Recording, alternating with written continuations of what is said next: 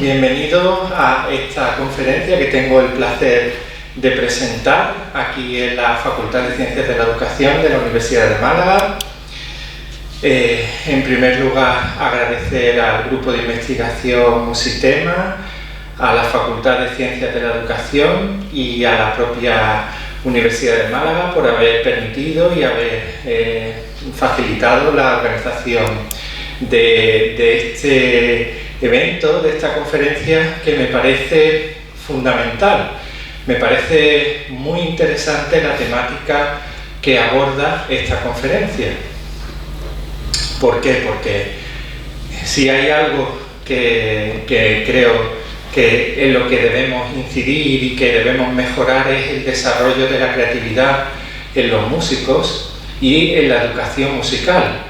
Esa clase típica de conservatorio donde llegas, te sientas, se abre la partitura, tocas la pieza de principio a fin y luego te vas, que todos hemos vivido, ese tipo de clases que ha hecho que tantísimo alumnado se decepcione de la música, que luego no sea capaz de utilizar esas herramientas para hacer música con otros músicos, para improvisar música, para componer música, para hacer algo más que simplemente leer una partitura. Así que yo creo que conferencias como esta deberían de ser más habituales, sobre todo en nuestra realidad educativa. Y bueno, pues voy a pasar directamente a presentar al conferenciante. Brevísimamente voy a leer algunos datos biográficos de don Juan Manuel Cisneros García.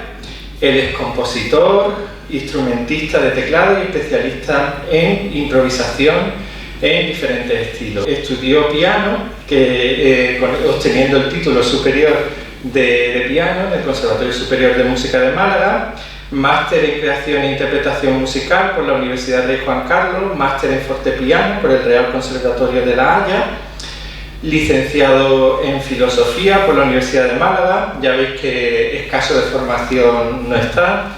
Su perfil como músico es abiertamente versátil, añadiéndose a su actividad regular de ámbito clásico varios proyectos con instrumentos históricos desde el año 2012 e incursiones en el terreno del jazz. A mí me parece que este perfil es muy complicado de encontrar un músico que abarque esa variedad de estilos, desde la música antigua al jazz y a la improvisación. Es que me parece algo, un caso excepcional, y ese también ha sido uno de los motivos para invitarlo, aparte de la propia temática de la conferencia. Supongo que podría continuar leyendo su currículum, así que si don Juan Manuel quiere él mismo completar esta autopresentación que yo he hecho de manera muy rápida, pues le invito a hacerlo, y si no, pues no les quiero robar más tiempo para que realmente vayamos a lo importante, que es escucharlo. Así que deciros que yo voy a disfrutar y seguramente voy a aprender también muchísimo, igual que vosotros, con esta conferencia. Al final estableceremos un turno de preguntas y ahí pues podéis aprovechar la oportunidad para preguntarle lo que queráis. Así que por mi parte no tengo mucho más que decir. De hecho, me voy a sentar ahí con el público, con vosotros.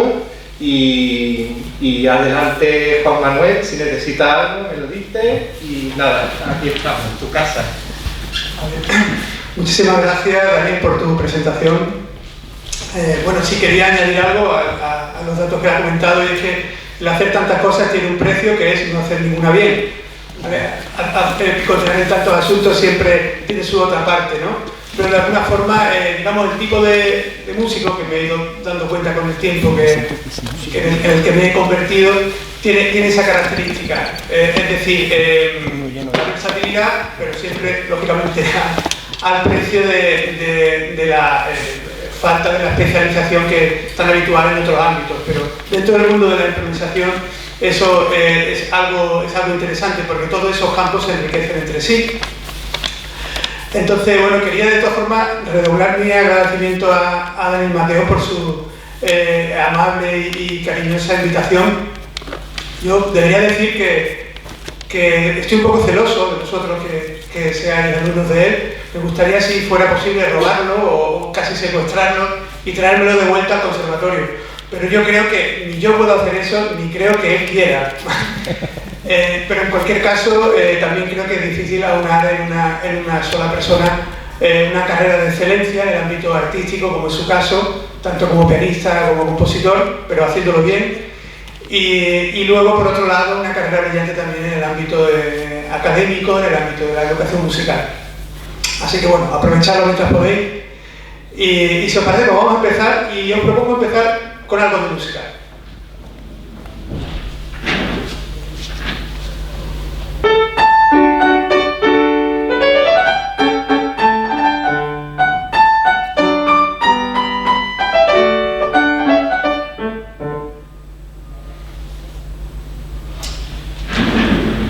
Este fragmento que acabo de tocar podríamos situarlo, ¿verdad?, en un ámbito en torno a Mozart, Haydn, ¿verdad?, el mundo clásico, pero no es una obra de ningún compositor concreto, sino es algo que me acabo de inventar sobre la marcha.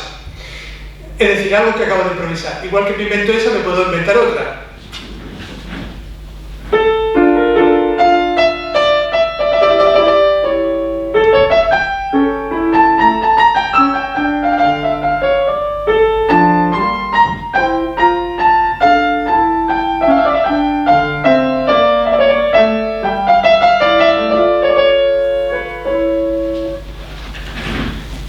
Y entonces, ante esta cuestión, hay dos asuntos que inmediatamente salen a la superficie, y es, lo primero, aparte del hecho anecdótico, ¿qué sentido tiene la improvisación dentro de un estilo, en este caso un estilo clásico, dentro de hace 300 años, que ya no es una lengua viva, y además que encima existen maravillosas obras ya escritas que siempre van a ser superiores a cualquier improvisación? Entonces esa es una primera cuestión. Y la segunda cuestión es, si hablamos de educación musical, ¿qué sentido tiene que yo a los alumnos trate de enseñarles algo así, cuando es posible que muchos de ellos no estén interesados en improvisar? Pero esto nos lleva directamente al centro de digamos, una idea que está no solamente en el método IEM, del que yo formo parte, del que hablaremos en breve, sino en general en otras metodologías clásicas que utilizan la improvisación. Y es que la improvisación no es un objetivo final, no es un resultado último, sino que lo interesante aquí es el proceso de aprendizaje que lleva a poder hacerlo. Es decir, cómo yo aprendo música para poder en algún momento hablar música. Es decir, expresarme musicalmente, decir lo que quiera dentro de un lenguaje que conozco. Entonces, lo interesante para nosotros es justamente eso. ¿Cómo puedo aprender música para que la música se convierta en un lenguaje de una forma equiparable, por supuesto, con las lógicas limitaciones al lenguaje hablado o al lenguaje escrito? Entonces, dentro de toda esa problemática o dentro de ese ámbito, pues hay distintas metodologías que se han desarrollado y dentro de todo eso, de esa tradición, pues existe también un método no tan antiguo como otras, ni tan clásico, pero que estamos desarrollando en España, que es el que conocemos como método IEM. Bueno, lo primero, habrá que saber de qué hablamos. ¿Qué es esto del método IEM? Vale, IEM son las siglas de Instituto de Educación Musical. El IEM, en definitiva, es una asociación de profesores de toda España, profesores en su mayor parte que provienen del ámbito de conservatorios y escuelas de música, o sea, son en general músicos profesionales, que tienen un interés en enseñar a través de la creatividad y la improvisación. Justamente, como comentaba antes Daniel, a veces gran ausente en la formación sobre todo en la formación de los conservatorios, y que parece algo asumido, por ejemplo, en un músico de jazz, en un músico de pop, etc., ¿no? Es una metodología que pone su énfasis, como digo, en la improvisación y la creatividad, pero estos dos términos necesitan dotarse de un contenido concreto, porque a veces se utilizan sin precisar a qué nos estamos refiriendo exactamente. Improvisación puede ser casi cualquier cosa, ¿no? hago lo que quiero, lo que me viene a la cabeza, lo que sea. Y creatividad, pues parece ser que también es uno de estos términos que puede tener contenido muy diferente. De hecho, hace algunos años estuve en un congreso, en una de las ediciones del CEIMUS, no sé si lo conocéis aquí, que es un congreso de educación e investigación musical, que se celebra de forma bienal en España, desde hace, no sé, como unos 10 años más. Entonces, en una de estas ediciones, creo que fue el tercero o el cuarto, había una reputada especialista en educación musical que hizo una comunicación dedicada a la creatividad. Entonces, la comunicación consistía en una serie de testimonios de alumnos y de profesores sobre lo maravillosa y lo buena que es la creatividad. Pero tras la comunicación yo no tuve claro a qué se refería exactamente, qué es esto de la creatividad o cómo se consigue, cómo se fomenta. Entonces, lo primero quizá conviene definir en qué sentido utilizamos nosotros en IEM estos dos términos, creatividad e improvisación. Empecemos por el segundo, improvisación. Para nosotros, en IEM, la improvisación es algo sencillo de explicar. Es el control del lenguaje musical. Es decir, yo me puedo expresar libremente si conozco el lenguaje. Si no, esa libertad queda un poco en el vacío. Por supuesto, para tener libertad hace falta opciones, ¿no? Pues en el caso nuestro es el control del lenguaje. Cómo aprendemos música de forma que conozcamos, nos enteremos de cómo funciona este lenguaje desde el primer momento, desde los inicios.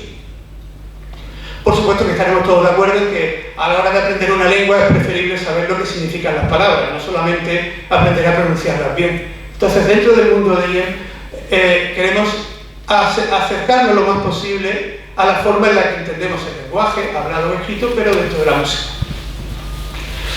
Y luego, por otro lado, el asunto de la creatividad. Vale, la creatividad de alguna forma podemos entenderla como la capacidad de inventarse algo que no puede ser directamente deducido de unos elementos o premisas anteriores. Es decir, hace falta creatividad para imaginarse algo nuevo a partir de lo que ya existe, ¿no? Entonces, para nosotros la creatividad es una consecuencia directa del trabajo con la improvisación.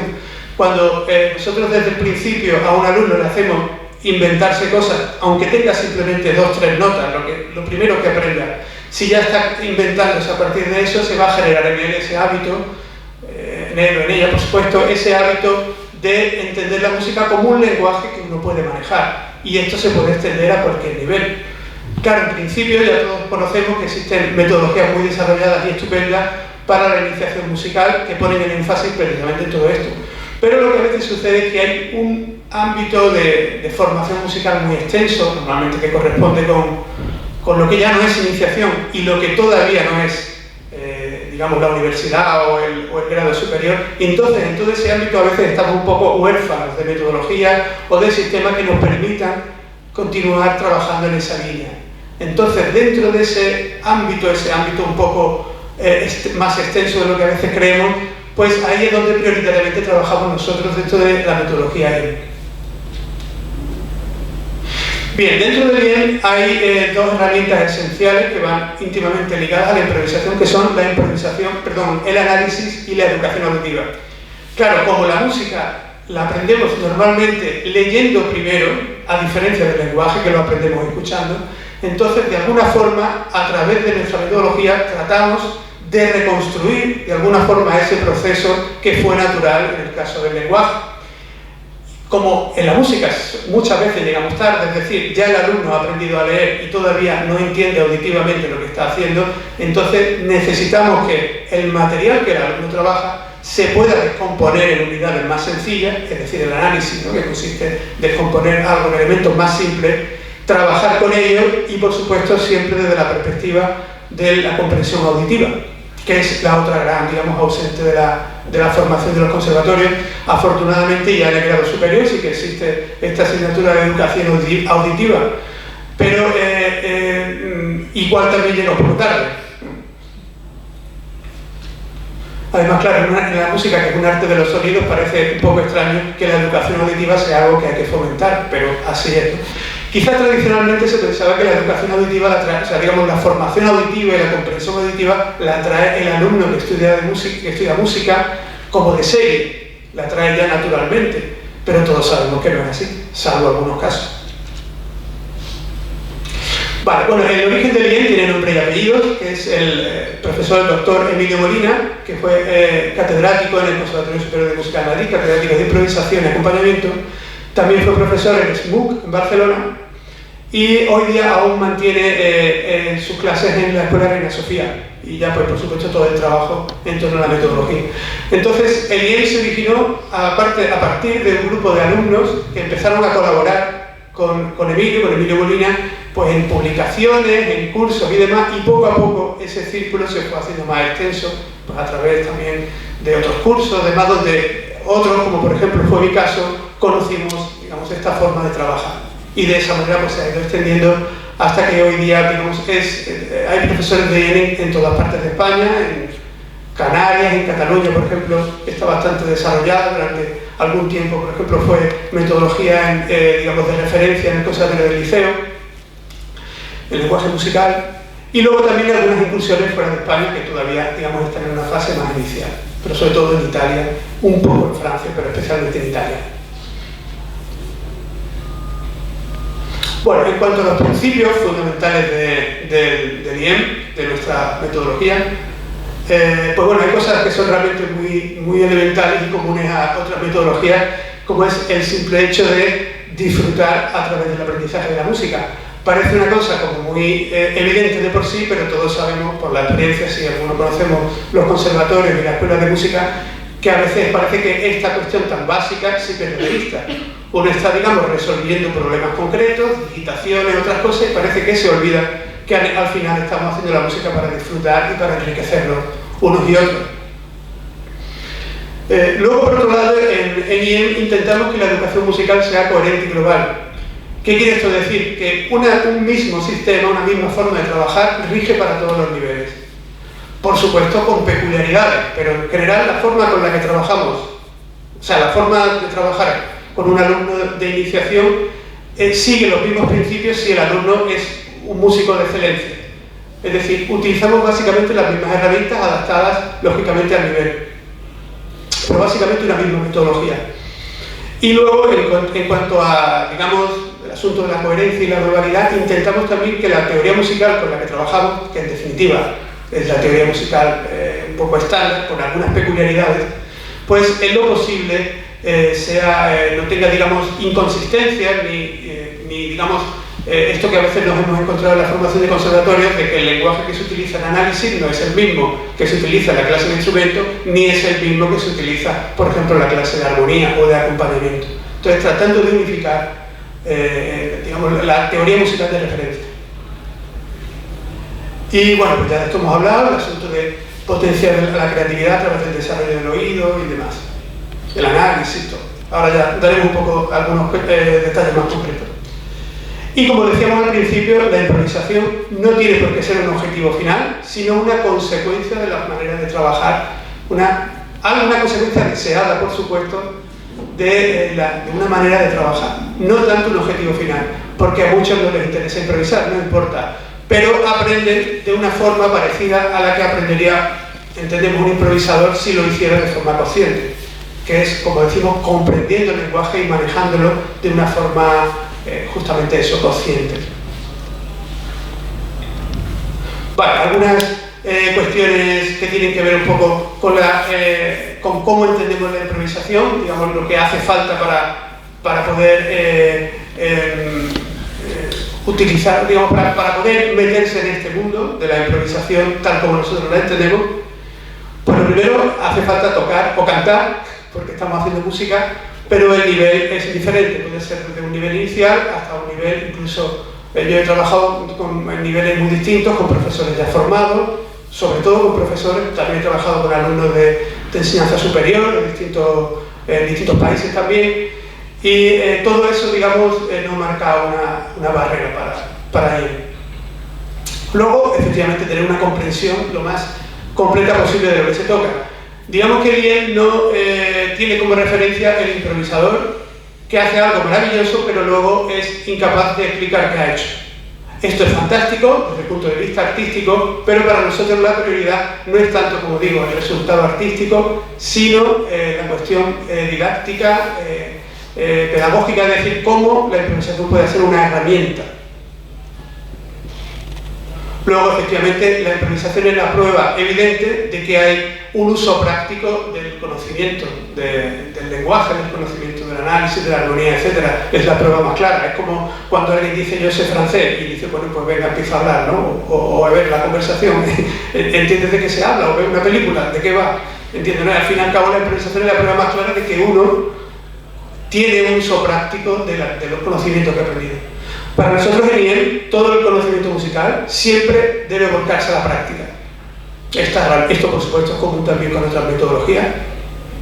Pero, por ejemplo, para nosotros no tiene mucho sentido el análisis por sí mismo, sino el análisis siempre aplicado. ¿Qué hago yo con el resultado de un análisis? O sea, si yo analizo una pieza y me sale una estructura determinada, ¿qué hago con ello? ¿Me sirve para aprender algo de armonía, aprender unas determinadas estructuras, aprender determinadas formas de crear melodías, etc.? Para nosotros el análisis siempre es análisis aplicado. Si es análisis como un fin en sí mismo, para nosotros sería algo incompleto. Interesante, pero incompleto. Y bueno, pues unido a todo esto, efectivamente, el que improvisa según la forma que nosotros defendemos, pues puede planificar lo que va a tocar. Igual que si nosotros vamos a decir algo, podemos planificar previamente de qué asunto vamos a hablar. Y esto, por supuesto, va íntimamente ligado a la posibilidad de poder comunicar esto a los demás. Es decir, el improvisador, que es fantástico, maravilloso, pero que luego no sabe explicar lo que hace o no puede enseñar a otros, entonces al final siempre tendrá esa barrera. Entonces, desde la forma que nosotros trabajamos, intentamos que esto sea algo que se pueda comunicar y que cualquiera pueda acercarse, ya dependiendo de su interés, sus energías, sus fuerzas, su capacidad también de trabajo, porque todo esto, por supuesto, que lleva trabajo. Esto no es algo inmediato, ¿no? Esto es un proceso que lleva su trabajo, pero al menos que exista la posibilidad de poder transmitirlo a otros. Bueno, vamos aquí a desplegar primero el menú entero, a ver si me deja, y ahora veremos algún ejemplo de cómo trabajan con alumnos, sobre todo alumnos de iniciación y algunos también de niveles más medios.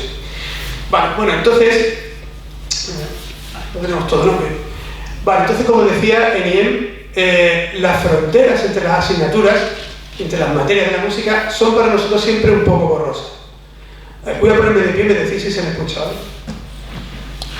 ¿Se me escucha bien? Sí. ¿Suficientemente?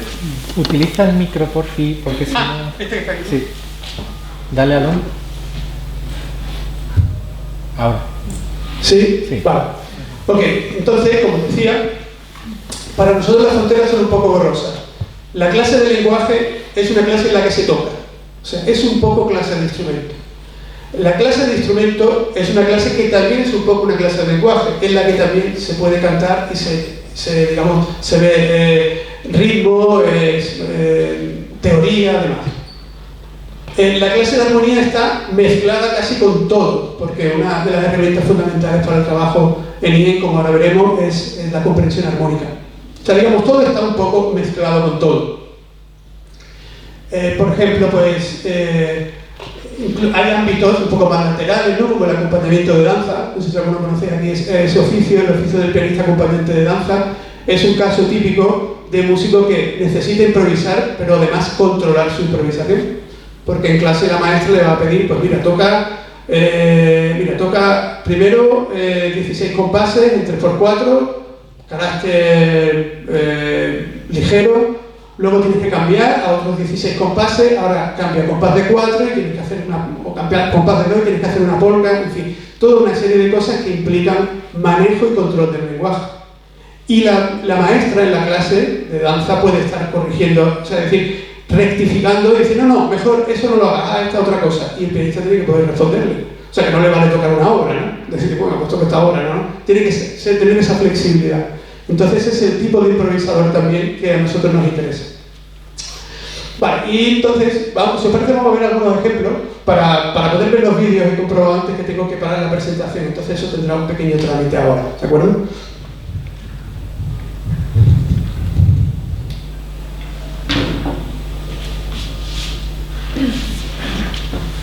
Bien, entonces lo primero quería poner algunos ejemplos pequeños vídeos de congresos y de algunos montajes. Por ejemplo, en principio comenzaremos por un fragmento de metodología IEM, en este caso aliada con otro método, que es el método Fasolet, que es un método que se ha desarrollado en la Comunidad Valenciana. Entonces, en el nivel de educación infantil, IEM se ha de alguna forma asociado con Fasolet. ¿Vale? Fasolet es un método de educación musical en el que la comprensión armónica se va fomentando desde las edades más tempranas. Entonces voy a poner un pequeño fragmento donde veréis que hay una profesora que está tocando una serie de acordes, y entonces los alumnos, son pequeñitos, veréis que son niños de 7 años, por ahí más o menos, tienen que hacer un gesto según el acorde que sea. Por ejemplo, si es tónica, levantan el pulgar; si es cuarto grado, ponen un 4; si es quinto, levantan los 5 dedos, ¿no? Veréis que algunos se equivocan, ¿no? Como es lógico. Y luego, a la vez que levantan la mano, pues van cantando el acorde, y veréis cómo cantan el acorde de una manera particular. Lo cantan enlazado. Veréis cómo lo cantan enlazados entre sí, de forma que sin ellos darse cuenta, ya están enlazando acordes, aunque lo hagan de una forma, por supuesto que a estos chicos no se les ha puesto un ejercicio de armonía, ni muchísimo menos, ¿no? Entonces es simplemente que ya están empezando a tener ese contacto con la regla armónica. Porque, claro, la música que tocamos y escuchamos es un porcentaje muy grande de música tonal. Y la música tonal está organizada armónicamente. Bueno, vamos a ver este fragmentito.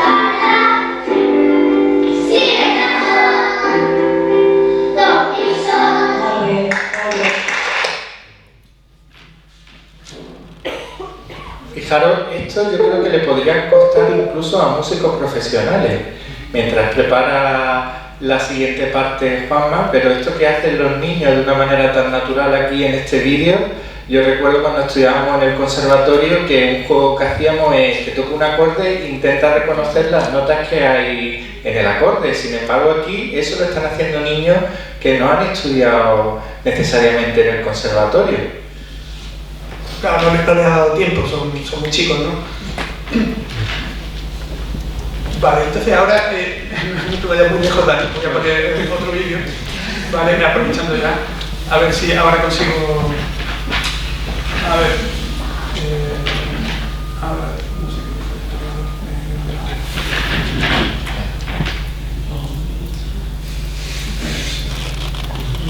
qué fue.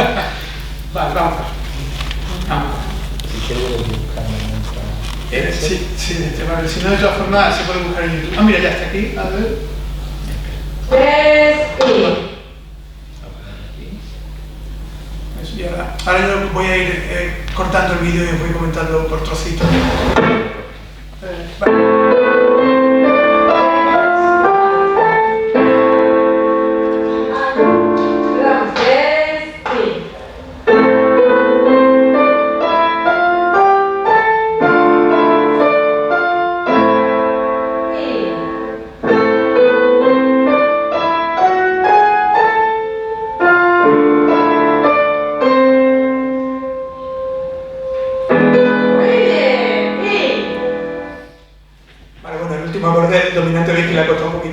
Vale, lo que está haciendo aquí el alumno es, la profesora está tocando una melodía que no es de ninguna obra en particular, sino que se hayan inventado entre los dos.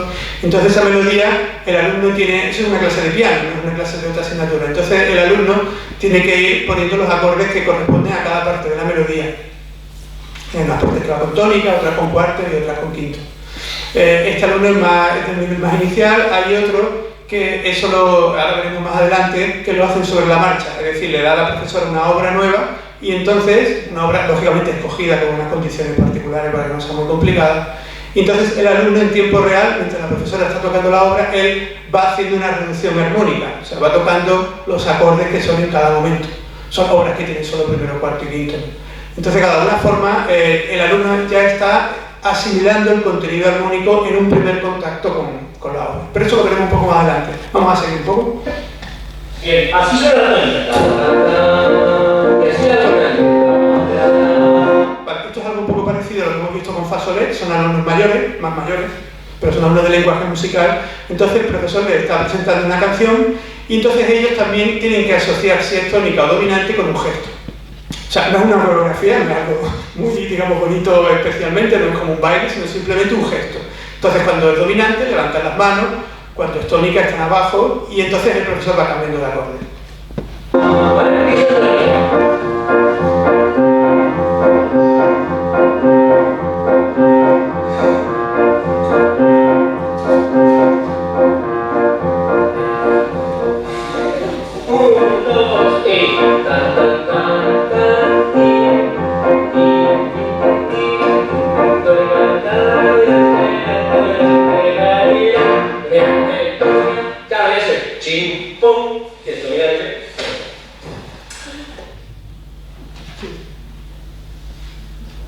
Vale, eso es clase de violín.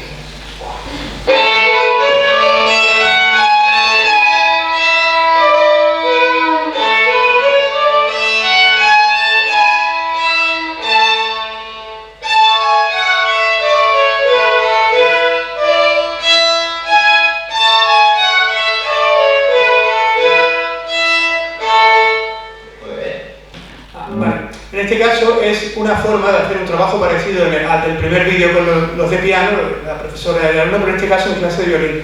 Entonces el alumno va tocando las fundamentales de los acordes de la canción que está tocando el profesor. Entonces no es, digamos, un dúo en el que uno tiene una partitura y otro tiene la otra y nadie sabe lo que está haciendo, sino que realmente el alumno está de alguna forma armonizando con sus medios, que en ese caso solamente las fundamentales, armonizando una melodía. Y ya saliendo del rol típico que asociamos normalmente al violinista, que es estar siempre con su línea arriba, pero sin ser consciente de todo lo demás que pasa en el mundo. Grupo de guitarras.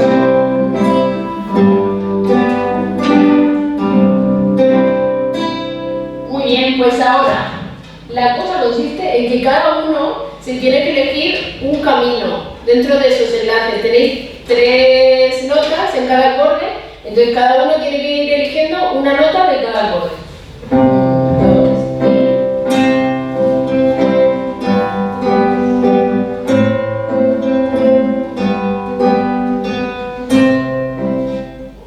En este caso, con el grupo de guitarras, lo que están haciendo es, a partir de una estructura armónica, como veis, pues cada uno escoge como una voz del acorde y van haciendo como un tratamiento tipo de instrumento melódico, como si fueran flautas, violines o tal. Es decir, cada uno va haciendo su línea y va enlazando los acordes.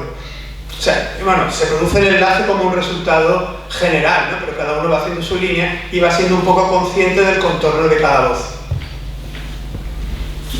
2.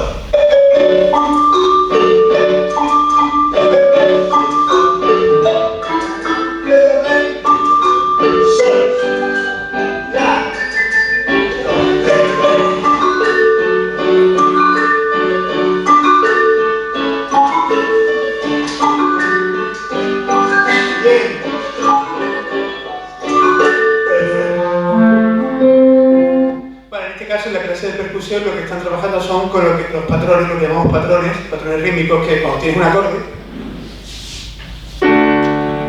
pues una determinada figuración con ese acorde.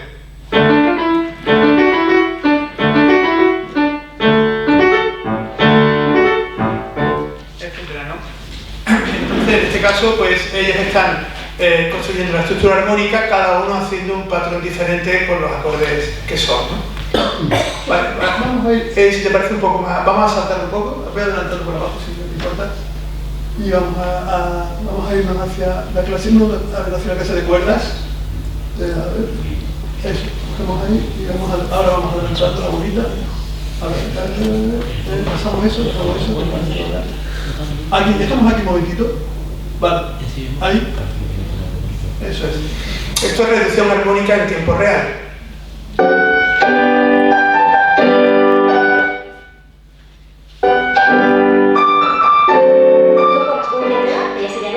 Y luego... Eso es lo que decía antes, ¿no?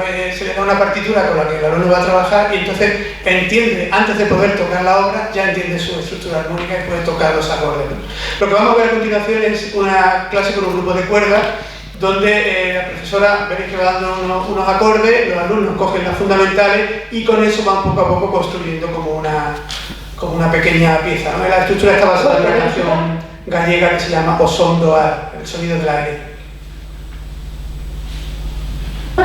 La nota que suena en el bajo.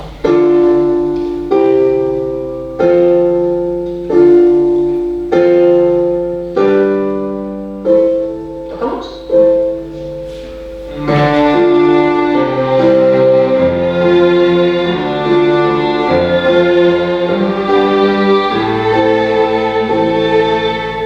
Hasta ahí. Vamos a desarrollar el acorde sobre cada nota.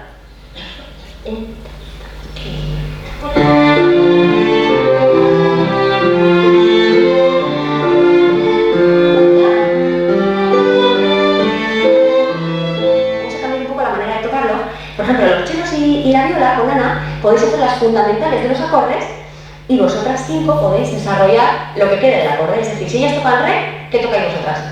Fa, la. Y vamos a probar a hacerlo además, en vez de con el arco, con pizzicato, a ver qué tal queda. ¿Sí? Vosotros dos a re, do, haciendo la función del bajo. Fa, la.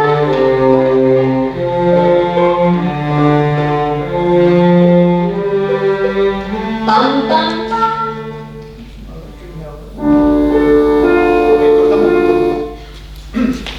Bien, ya por último vamos a adelantar un poquito y vamos a ver algo del trabajo en la clase de lenguaje, trabajo con voz, digamos, mezclando un poco asuntos de lenguaje musical y de coro. Más adelante.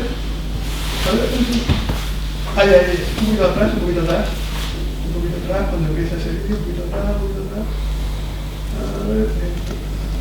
Ahí, justo, gracias.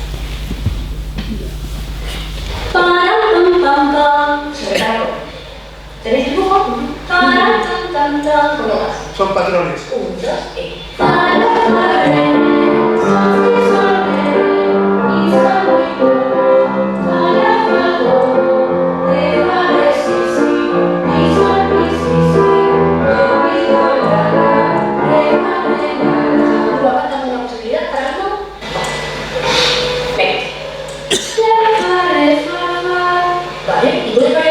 ¿Es un poco diferente al de cello? Vale, entonces dentro de la clase de IEM es fundamental que todo sea como un diálogo, claro, lógicamente el profesor lleva la clase, pero una vez que el profesor ha propuesto alguna actividad, entonces ya pedimos a los alumnos que inventen cosas parecidas, para que también de esa forma no se acostumbren a digamos, esta actitud un poco de el profesor expone, el alumno va siguiendo la clase y ya está, sino que de alguna forma el alumno también empieza a proponer actividades. De esa forma también estimulamos la creatividad. Es lo que sucede ahora mismo. La profesora pidió a una alumna, oye, te inventas un patrón similar y entonces se ha inventado y dice, no, uno que sea más distinto desde antes, ¿no? Para que, digamos, vayan ellos buscando otras opciones, otros ordenamientos de notas, etc.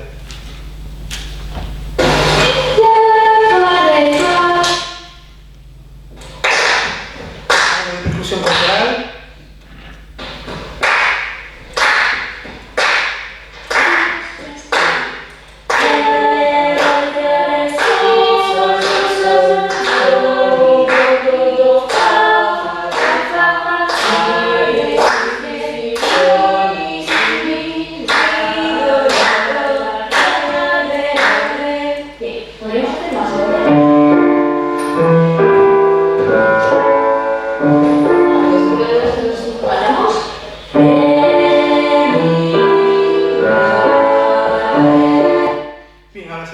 Similar, pero con otra estructura armónica diferente. Pues ya sí.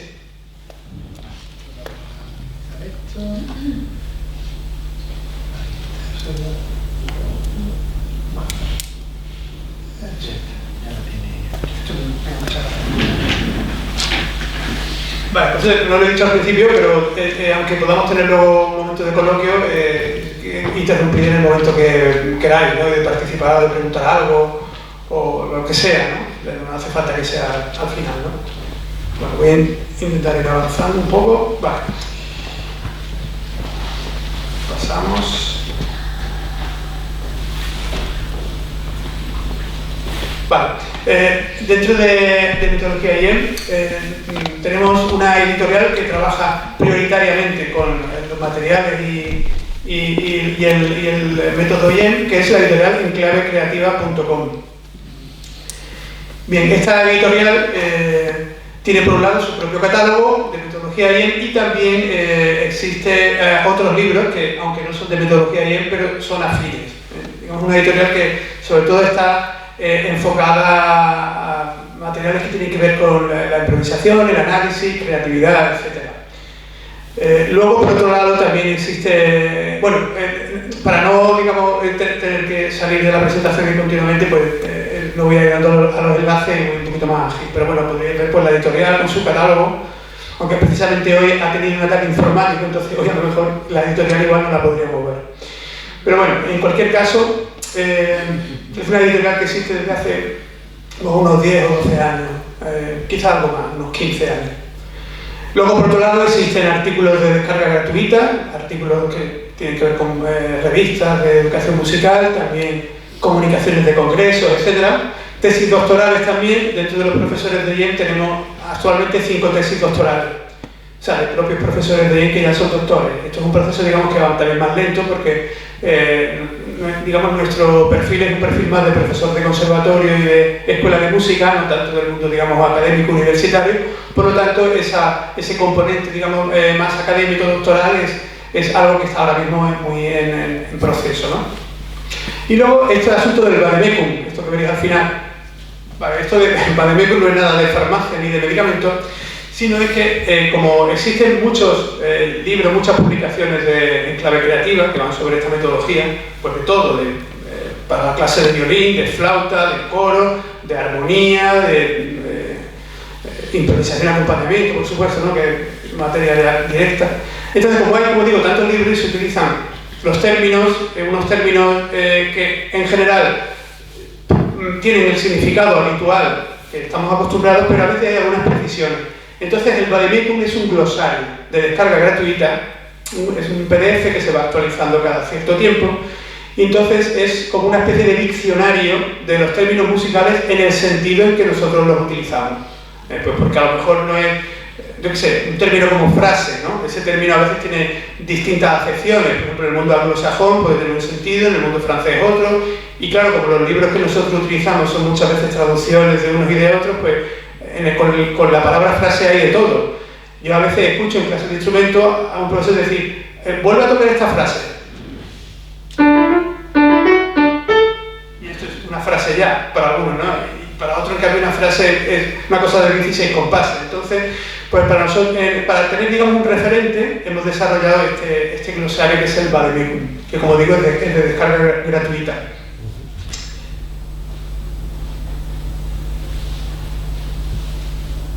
Vale, entramos ahora en algunos detalles de cómo funciona el proceso metodológico tal y como nosotros lo entendemos.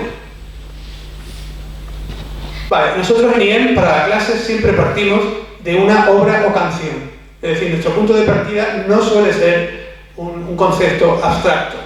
Por ejemplo, como cuando una clase de armonía tradicional se dice el acorde de séptima dominante y se empieza la explicación.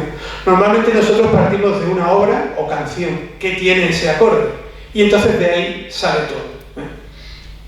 Esto puede partir de lo concreto, por supuesto que no es una idea nueva, ni mucho menos original, ya está en metodologías como Kodály, ¿no? Donde ellos buscan el trabajar con la música que resulta más familiar y más concreta para los alumnos. Luego, de esta obra, pues nosotros extraemos los elementos que nos interesan a través del análisis, los elementos armónicos, pero no solo armónicos, también lo que se quiera trabajar de ritmo, de estructura, de creación melódica, etc. Intentamos derivar todo lo posible de la obra. Tampoco nos planteamos un análisis exhaustivo, porque puede ser que para la finalidad de esa clase nos interese un aspecto muy concreto, nos interese simplemente por un determinado comportamiento melódico. Pues eso es lo que utilizamos. O sea, de cada uno utilizamos lo que nos interese. No se trata de hacer no sé, como un despiece de la obra y ahora empezar parte por parte. Eso no tendría mucho sentido. Y luego estos elementos que nosotros extraemos de la obra los ponemos, como habéis visto en los vídeos, a funcionar en una serie de ejercicios y de actividades. Los vamos manejando, los cambiamos de tono, le incorporamos a lo mejor una melodía distinta de la que tiene el original, lo que sea, ¿no? O sea, se va manipulando y todo eso, para todo eso la herramienta fundamental es el análisis. Y luego, pues en medio de todo ese proceso, a los alumnos les pedimos cosas siempre. Pedimos, pues, ahora invéntate tú otro motivo, o ahora invéntate otro patrón, o con este ritmo invéntate una continuación, en fin. Cualquier cosa que tenga que ver con que el alumno intervenga sobre el material y lo vaya transformando y convirtiéndolo en algo propio, incluso hasta el punto de poder inventar una canción completamente nueva. Vale, y paralelamente a esto,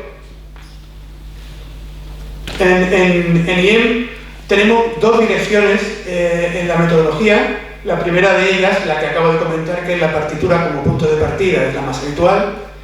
Bien, por cierto, donde digo partitura podemos sustituirlo por canción o por cualquier cosa musical. Es decir, no tiene por qué ser algo con un soporte escrito. Por ejemplo, para el trabajo con alumnos en enseñanza general o en secundaria incluso, simplemente una canción comprendida auditivamente es suficiente. No hace falta que tenga un soporte de papel, ¿no? Pero bueno, llamamos partitura por ser más rápido. Y porque, bueno, quizás en conservatorio y escuela de música es lo mayoritario. Y entonces, pues a partir, como decimos, de la partitura o de la obra, pues vamos analizándola con el alumno y vamos sacando los elementos con los que trabajamos, etc., ¿no? Bien, y luego el otro enfoque, que sería el que está como la partitura como objetivo, este sí que parte de una propuesta, digamos, en abstracto. Es decir, nosotros al alumno le decimos, bueno, pues mira, vamos a empezar a trabajar arpegiaciones con este acorde. Patrón.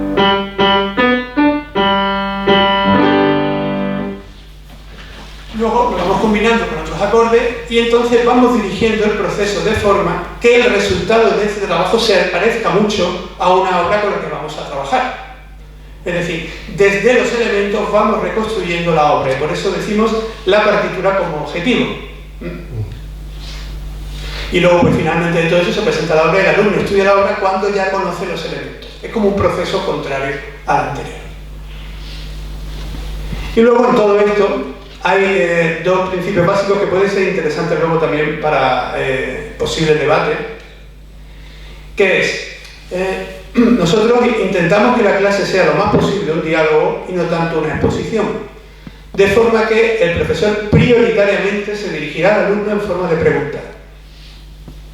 Es decir, evitando la exposición, digamos, como de hecho, o la enunciación de cosas, sino preguntando para tratar de dirigir la atención del alumno hacia la cuestión que interesa. Incluso cuando el alumno pregunta, eso lo hago yo continuamente en mis clases, le devuelvo la pregunta. Porque hay muchos que preguntan y más o menos tienen la respuesta lógica en su cabeza. Y entonces, cuando a veces me hacen una pregunta de ese tipo, yo les digo, bueno, pero ¿tú qué crees en realidad, no? Y casi siempre, si lo haces razonar un poco, da una respuesta bastante lógica, ¿no? Bueno, también según el alumno, ¿no? Pero en definitiva hay muchas veces que los alumnos preguntan por deseo de seguridad y tratamos de que esa seguridad se vaya creando en ellos, es decir, que desde el primer momento vayan teniendo un criterio y digamos, un razonamiento.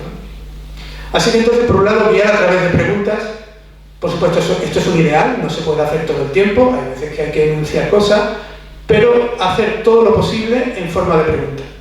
Y luego la segunda cuestión es lo de la información superflua. Seguro que estamos acostumbrados a veces en algunas clases con muy buenos profesores que hacemos una pregunta y cuando contesta se extiende mucho y habla de un montón de cosas interesantísimas que a veces hasta nos interesan más que lo que habíamos preguntado. Y esto es algo fantástico, ¿no? Claro, pero es fantástico porque nosotros tenemos una curiosidad sobre ese asunto. pero esa curiosidad no hay por qué suponérsela a todos los alumnos. Por lo tanto, nosotros intentamos, y este es otro principio, digamos, como una especie de ideal, que tampoco se puede llevar a la práctica de manera estricta, porque si no sería imposible, que es no decir al alumno nada que no haya preguntado. Es decir, no enunciar nada que no sea la respuesta a una pregunta del alumno. Tendemos siempre a dar de más. Los profesores tendemos a dar de más. Los que seáis padres, yo no lo soy, pero lo tengo muy comprobado, dan de más, de todo. Los bocadillos, enormes, luego el niño no puede con el bocadillo y se lo llenan de cosas, macizo. Dan de más, tienden a dar de más. Y los profesores pues también. Y a veces pues al alumno lo inundamos, porque queremos como que vaya bien provisto, ¿no? Que no le pase como a nosotros, que nos equivocamos en cosas y tal. Entonces tratamos de que vaya bien provisto. Y al final, de tanto que le damos, cuando sale por la puerta se lo olvida todo. Entonces, partimos de ese principio de que cualquier cosa que el alumno no haya pedido, si se le da, posiblemente cuando pase por la puerta se le olvide. Entonces, tratamos de que el conocimiento se ajuste a lo que necesite en ese momento. Por supuesto, esto hay que modularlo según los alumnos. Hay alumnos, ya tenemos que, digamos, observar un poco el material que tenemos. Hay algunos que son de natural curioso y entonces a lo mejor les va bien que les digan más cosas. Pues bueno, entonces ahí pues les damos más. En cambio hay otros que quieren estrictamente una información que necesitan para hacer algo. Pues se le da eso.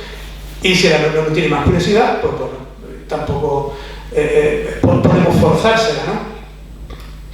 Sí crear las situaciones para que esa curiosidad se despierte, pero no a base de dar, ¿no? Vale, entonces ahora ya vamos enfocando un poco a la parte final. Vamos a ver una aplicación concreta de, pues con algo que incluso podemos aquí cantar un poco y ver una manera posible, de forma rápida, de trabajar con un material. En este caso sería una canción, que creo que sí la podéis ver bien desde ahí, ¿no? Sí. ¿Vale? Bien, pues entonces vamos a reconstruir, aunque sea a pequeña escala y muy cortito, un proceso de trabajo con esa canción según haríamos en metodología ¿ya? Así que si os parece, vamos a empezar cantándola.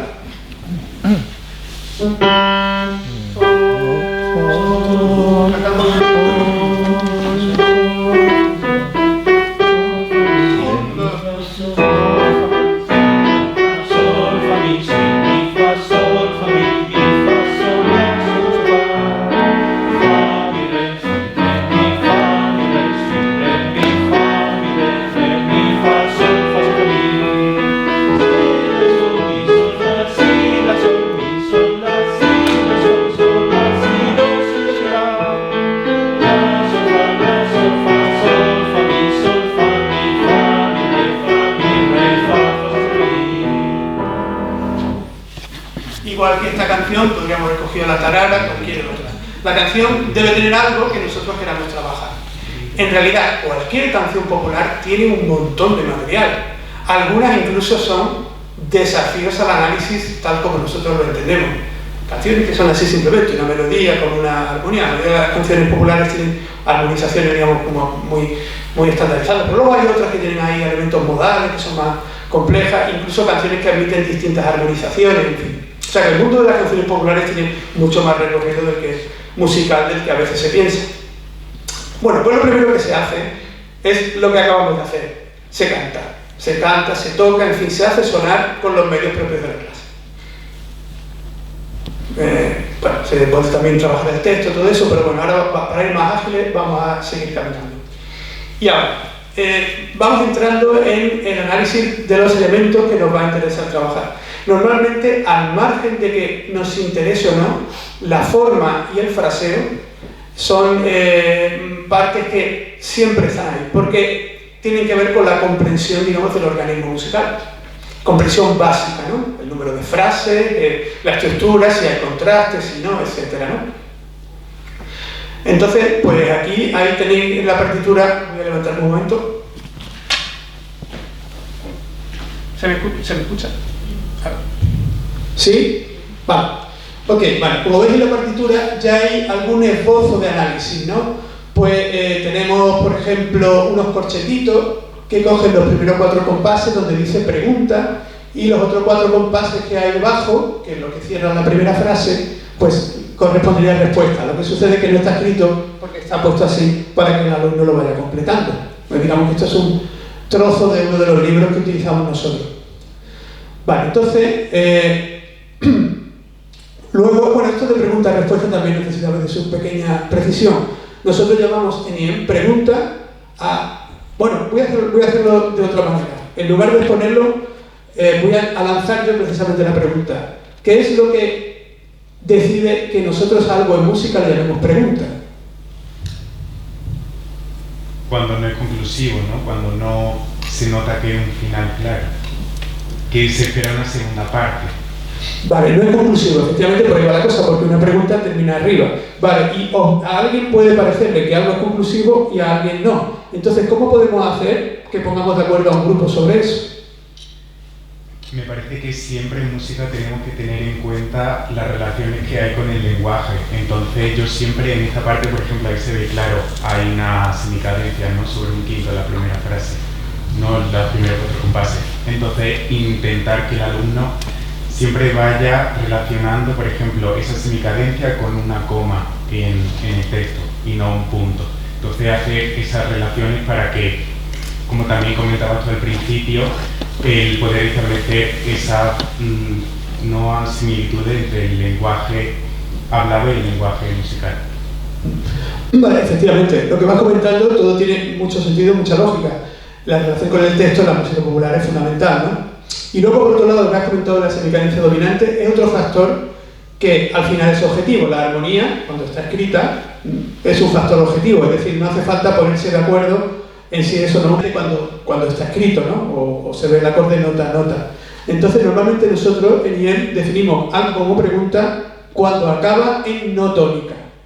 Es decir, no hace falta que sea quinto, también algo puede acabar en 4º grado y no ser del todo conclusivo. Entonces, para nosotros, pregunta es algo que puede ser un motivo, puede ser una semifrase o incluso una frase completa, cuando algo acaba de manera suspensiva. Acaba pues en algo que no es tónica, en un acorde que no es tónica. O sea, digamos que para nosotros el elemento definitorio sería la armonía. Por supuesto que todo lo demás contribuye, como va la melodía, como el texto, en caso de que lo haya. Pero la armonía es el factor, digamos que para nosotros sería el factor objetivo que podría poner de acuerdo a todos cuando hay a lo mejor casos más problemáticos. Bien, entonces, una vez que tenemos ya un análisis formal básico, de frase, semifrase, luego también, por otro lado, como veis, tenemos arriba un corchete pequeño en el que nos encontramos con un motivo. Vale, el motivo para... bueno, eso me imagino que la definición es bastante similar en todo sitio. Es el elemento melódico más pequeño que tiene sentido propio, que tiene de alguna forma alguna autonomía.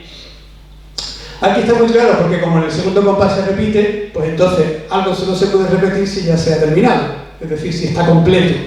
Por lo tanto, podemos identificar fácilmente el motivo. Así que tenemos, por lo tanto, una frase con 2 semifrases, la primera pregunta y la segunda es respuesta, y luego a su vez tenemos un motivo de un compás que tiene este ritmo tan característico de puntillo, ¿verdad? Y luego las corcheas, ¿no? Vale, entonces ya vamos teniendo ahí unos materiales con los que podemos ir trabajando.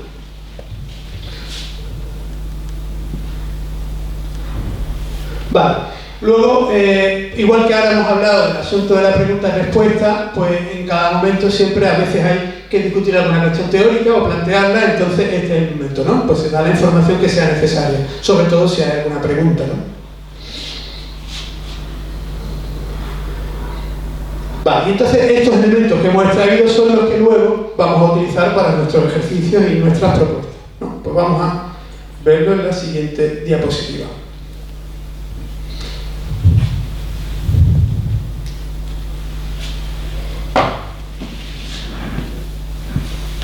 Vale, entonces vamos a ir desgranando un poco las 2 o 3 cositas que tenemos aquí delante. Bien, vale, aquí arriba tenemos, aquí a la derecha, esto de ejercicios rítmicos. Entonces nosotros de ese motivo que hemos encontrado en la partitura nos quedamos con algunos elementos rítmicos característicos, ¿no? Como puede ser, por ejemplo, ese ritmo tan, ese ritmo un poco como de siciliana, y luego las 3 corcheas después, o sea, lo que es el aspecto rítmico del motivo. Entonces con eso nosotros podemos empezar a crear, bueno, esto no lo he dicho, lo pone arriba en clase de lenguaje musical, entonces podemos empezar a crear ritmos, por ejemplo dividiendo la clase en grupos, donde se hagan, por ejemplo, pequeños cánones, que como podéis ver aquí, con esos elementos rítmicos, ¿no? Y añadiendo pues algún elemento, ¿no? Como el negra corchea, pam, pam, pam, pam. Y entonces pues podemos ir jugando con esos elementos rítmicos también en cánones más estrechos, como podéis ver aquí abajo. No se ve el ratón, ¿no? No se ve el ratón, ¿verdad? Bueno, pero estamos, digamos, en la zona de ejercicios rítmicos, ¿no? Podéis ver. Vale, y aparte de estos ritmos, nosotros luego podemos combinarlos de forma diferente a cómo están en la canción. Es decir, también podemos empezar a manejar y alterar más este material. Pero en principio siempre pues, partimos de lo concreto. Luego, estos ejercicios rítmicos se pueden complicar también más y podemos incluso eso, introducir elementos nuevos, etc.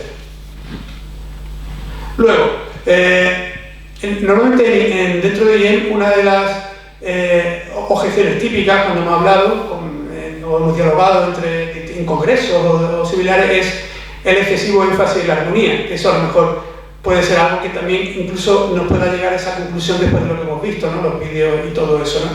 Entonces, claro, nosotros también tratamos, porque claro, la armonía está un poco en el fondo, en el engranaje, en la fontanería de la música, pero luego también podemos trabajar con melodía, con diferentes herramientas que nos permitan, digamos, manipular y crear nuevas cosas a partir de un material ya existente. Entonces vamos a aquí fijarnos en donde dice ejercicios melódicos en la escala. Tenemos el motivo. Vale, pues lo primero, quizá como trabajo muy elemental, es empezar a subir en la escala con ese motivo.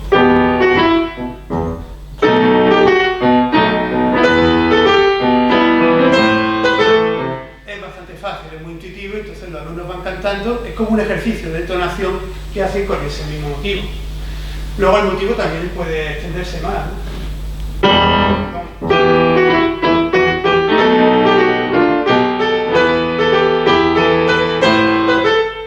E incluso en el motivo nosotros podemos trocearlo y quedarnos, como veis aquí abajo, con la segunda célula.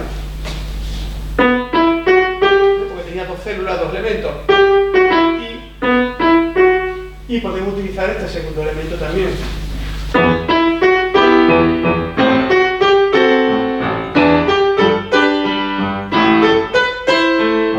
Y esto lleva a un ejercicio pues, muy sencillo de desplegar a través de la escala. Pero nosotros podemos también someter ese motivo a transformaciones un poquito más sofisticadas. Entonces yo tengo esto. Vale, simplemente esta célula.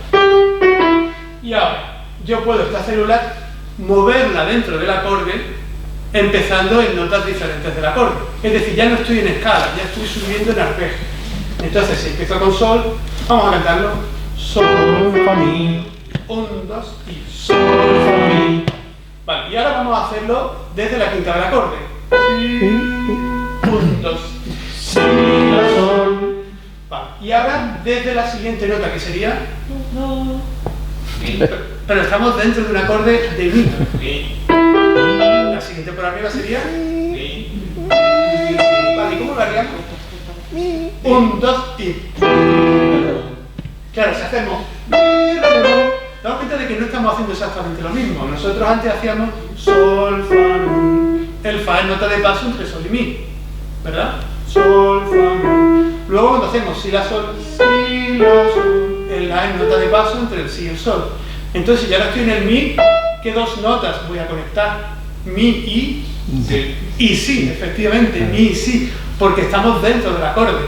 Y entonces, como solo puedo poner una nota de paso, en principio pongo la más cercana a la de llegada, que sería 2. Por lo tanto, 1, 2 y.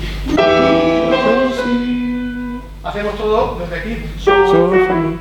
1, 2 y. Sol, fa, mi. Si, la, sol. Eso es. Vale, entonces como veis es un poquito más complejo. Este procedimiento lo llamamos cambio de nivel. Cambio de nivel es desplazar un motivo dentro de un acorde. Es algo que en realidad lo hemos sacado de cantidad de ejemplos del repertorio. ¿Te das cuenta que aquí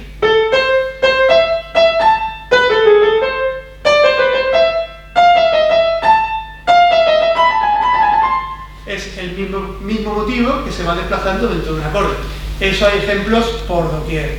Ejemplos en la música clásica, pero también en música no clásica, en el jazz, incluso en algunas canciones pop. En canciones populares también hay ejemplos de eso, ¿no? Entonces, este procedimiento, el cambio de nivel, pues sería una de las herramientas que podemos utilizar para el trabajo con motivos, con melodía. Pero también podemos hacer que un motivo se desplace a un acorde diferente. Por ejemplo, que pasemos entre tónica y dominante. Sol. Y ahora el acorde es dominante. Sol, fa, mi. Y ahora vamos a cantar cada uno como entendamos el mismo acorde, pero en dominante. Entonces, o sea, el mismo motivo, perdón, pero en el acorde de dominante. Así que entonces primero cantamos sol, fa, mi, y luego yo doy el acorde y cada uno cantamos lo que nos parezca. ¿Qué caja? 1, 2 y sol, fa, mi. De nuevo, sol, fa, mi. 1, 2 y sol, fa, mi. Hay distintas opiniones, ¿verdad? Bien, entonces, ¿de qué forma razonamos para hacer esto? Adaptar el motivo al nuevo acorde. ¿Se os ocurre alguna una respuesta? Una progresión interválica por el intervalo más pequeño posible. En este caso sería una segunda tendencia. Claro, es un pensamiento, digamos, intuitivo y directo. Yo voy buscando la más cercana en el siguiente acorde y el motivo lo traslado a esa nota más cercana. Entonces, cuando pensamos de esta forma, ¿qué es lo que hay detrás de esto? Aparte de un principio, digamos, de economía del movimiento, ¿qué hay detrás de esto? Desde el punto de vista armónico, ¿qué hay? Si pasamos de una nota a la más cercana del acorde siguiente, estamos enlazando acordes. Es el principio de enlace de acordes. Entonces nosotros a esto lo llamaríamos adaptación por enlace, porque estamos adaptando el motivo al acorde siguiente con el mínimo movimiento.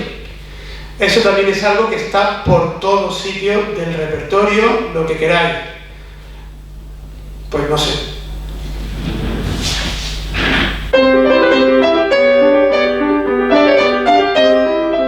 Mozart, la primera sonata de piano. Y ahora, este mismo motivo, busco la nota más cercana que en el acorde dominante, como decía nuestro compañero, puede ser hacia arriba, podría ser hacia abajo también, pero bueno, yendo hacia arriba, pues voy moviendo el motivo a la más cercana que queda por arriba. Antes había distintas opiniones porque igual alguien pensó que el enlace bueno podría ser por abajo, da igual, ambas opciones son correctas. Es decir, por abajo, por arriba. De las dos formas funciona. Entonces, con estos principios de adaptación por enlace y cambio de nivel, pues imaginarnos la combinatoria y la cantidad de cosas que pueden salir. De hecho, nosotros podemos hacer el análisis de una obra viendo cómo los motivos y la melodía está digamos, trabajada o está elaborada. Quedarnos con los procedimientos y hacer como una especie de plantilla, es decir, como un análisis, una plantilla de cómo está hecha la melodía y nosotros ya crear otros motivos y someterlos a los mismos tratamientos. Entonces inventaríamos como una canción similar pero con otro material, pero haciendo lo mismo, ¿no? El mismo tipo de adaptación. O la cosa contraria, quedarnos con el mismo material pero tratarlo de otra forma e inventarnos una canción nueva con los mismos motivos. Entonces a eso me refiero con esto que dice aquí de nuevas canciones basadas en la original. O sea, nosotros ya podemos empezar a jugar con esta combinatoria y creando, pues bueno, en criterios de gusto, de lo que prefiramos, porque bueno, aquí muchas opciones son válidas, ¿no? O que sea cómodo de cantar, etcétera, o de tocar. E incluso también podemos quedarnos solo con la estructura armónica, simplemente con la sucesión de grados, y ya inventarnos algo de forma más libre solo con los acordes de la canción original. En este caso, digamos, pues dejamos más abierto todo el tema de cómo está hecha la melodía, los patrones, etc. E incluso podemos cambiar de compás. Eso ya pues depende de los alumnos, si son más lanzados o si menos. Si los alumnos, digamos, el grupo que tenemos les cuesta un poquito inventarse cosas nuevas, pues entonces le vamos dando todo un poco más cerrado. Le vamos dando unas opciones más controladas. Si el grupo va solo, pues entonces a veces con los acordes simplemente, ¿vale? O incluso decirle, pues, no decirle nada y decir, venga, ya hemos trabajado los elementos de la canción, pues venga, ahora vamos a inventar una canción similar y no dar nada más de información, ya depende, como digo, del grupo. Yo en el tiempo que estuve en Holanda, estuve allí en contacto con varios profesores que utilizaban la improvisación en sus clases. Y entonces recuerdo que una profesora en concreto que tenía un grupo de chicos de unos 11, 12 años o así. Entonces los veía todas las semanas al menos en una sesión de 1 hora y pico o algo así, hacían clases de improvisación. Entonces yo estuve hablando un poco de cómo trabajábamos nosotros, aparte con ella, ¿no? Estuvimos viendo cómo trabajaba ella. Entonces yo vi que ella tenía siempre unas propuestas mínimas, ¿no? Para la clase. Y entonces yo estuve en un par de clases cuando ella trabajaba con los alumnos. Entonces, claro, pero es que esos alumnos iban solos. Es que con esa clase no hace falta metodología ninguna. Simplemente los sentaba, les ponía 3 notas en la pizarra y aquí los niños empezaban a tocar y se pegaban tocando a lo mejor 8 o 9 minutos. Entonces, claro, realmente el tipo de alumnado que tengamos determina mucho la manera en que podemos trabajar con ellos, ¿no? Si necesitamos más o menos herramientas. Entonces, claro, yo vi que ella un poco se quedó como abrumada de tantas cosas, de decir, pero no, hombre, con eso le vas a cortar la creatividad a los alumnos, con todos estos elementos de adaptación por enlace y tal, control de las notas de adorno. Me miraba así como diciendo, creo que esto es demasiado. Y digo, claro, depende también, porque ella tenía unos alumnos que eran maravillosos. Es que a lo mejor los alumnos improvisan incluso si ella no está en clase. Se sale, los alumnos se juntan y se ponen a tocar. Cada uno tocaba su instrumento, violín y otro con lámina, y aquello sonaba maravilloso. Y incluso a veces hacían cosas como un poco de vanguardia, ¿sabes? Unos chicos estupendos. Y digo, claro, es que todo depende mucho del material humano que tengamos. Y ya digo que a veces, pues, queremos que el grupo funcione y a veces hay que darle más opciones, hay que darle más posibilidades. Ya nosotros vamos dosificando, ¿no? Vale, ya para ir terminando, nos va quedando ya poquito. Vale, en cuanto a cómo dentro de bien difundimos digamos, nuestras ideas o la forma de trabajar, pues, bueno, lo primero y lo más elemental es a través de nuestras clases con nuestros alumnos. Es decir, formando a alumnos. Para nosotros no hay un perfil de alumnado, digamos, ideal. O sea, por ejemplo, pues el que va a acabar sus estudios, o da igual. Es decir, nosotros trabajamos igual con un alumno independientemente de si se va a quitar al año siguiente o qué va a hacer. Es decir, lo importante es que la música que aprenda, la aprenda de una forma que le resulte satisfactoria, que pueda comprenderla y que pueda crear algo con ella. Y si al final de que está en el conservatorio lo que puede hacer es acompañar en Noche de Paz, pues bien está. Pero lo peor es que salga el alumno, como decía antiguo profesor también aquí, Adalberto, que salga vacunado, ¿no? Que salga del conservatorio vacunado para no volver, ¿no? Pero para no volver ni a la música, ¿no? Entonces eso quizás es lo que trataríamos de evitar, ¿no? Que el alumno ya no quiera volver a la música. Que eso no es tan raro a veces en enseñanzas de décadas anteriores, ¿no?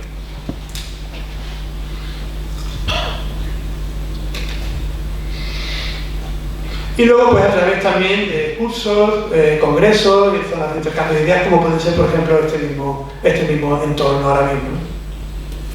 Luego, otro ámbito fundamental, y es el que hemos desarrollado más en los últimos años, es la formación de profesores. Es decir, siempre será más efectivo y tendrá más alcance el hecho de trabajar con profesores que a su vez van a tener alumnos, porque de esa forma la difusión es digamos, más amplia que el trabajo directo con los alumnos. Entonces hemos trabajado bastante en el asunto de la formación de profesorado. Eso fue un poco desde el principio, pero muy en especial en los últimos 10 años. Entonces, básicamente son dos frentes. Bueno, en realidad son 3. Aquí hay 2, pero ahora veremos el tercero. Vale, el primero son cursos específicos de metodología IEM, pues son cursos que puede solicitar cualquier conservatorio, cualquier institución, donde pues es un pequeño contacto, ¿no? Un curso de un fin de semana, un curso de 3 o 4 días. Ese tipo de cursos he dado por muchos sitios, por provincia de Córdoba, de Jaén, en Alicante, en muchos sitios. Ellos, digamos, quieren como un primer contacto, un curso de 3 o 4 días, se trabaja con los alumnos, ven un poco cómo, bueno, no, perdón, esto con los profesores, se trabaja con el profesorado, los que están interesados, algunos vienen de oyentes, en fin. Y luego, lo siguiente, que es lo que dice certificado IEM, es una apuesta un poco más de mayor compromiso, que es algo que se lanzó hace unos 10 años. Y entonces esto es una formación continuada. Es un proyecto similar a un máster. Entonces, durante un par de años, pues hay una programación con una serie de asignaturas en las que se forma al profesor dentro de, digamos, estos ámbitos de la metodología IEM. Entonces, pues esto comenzó con una sede en Madrid, luego se amplió a Barcelona y también en Levante, una sede que ha ido cambiando entre Valencia y Gandía. Entonces, en esta sede hemos tenido estos proyectos de formación que son proyectos de 2 años. Aquí también hay profesores que a lo mejor les interesa solo una parte, entonces pues hacen 1 o 2 asignaturas o están solo un año y cada uno lo hace un poco a su medida. Pero el que quiere, digamos, una inversión un poco más profunda, pues hace, digamos, el proceso continuo de los 2 años y al final, haciendo unas prácticas y un trabajo, pues tiene como un certificado en el cual es profesor de metodología IEM. Entonces esto pues le permite ser elegido también como profesor para cursos o ya, digamos, colaborar con él ya como él o ella como un colega dentro del grupo. Luego, bueno, pues tiene aquí los enlaces que ya hemos visto anteriormente, de Clave Creativa, que es la editorial, el Vademecum, que ya hemos hablado, que es lo del glosario, y página del método IEM, que es la página, digamos, general de nosotros. Entonces decía que había 3 ámbitos de difusión, nos queda el tercero, que es el curso de verano, ¿vale? Este es un curso que hacemos en julio. Despliego todo el menú y os comento rápido. Es un curso que se hace en julio, normalmente la última semana de julio, casi siempre en Salamanca, y es un curso de 1 semana. Normalmente es el curso en el que, digamos, pues muchos tienen el primer contacto, ¿no? Yo, por ejemplo, empecé así.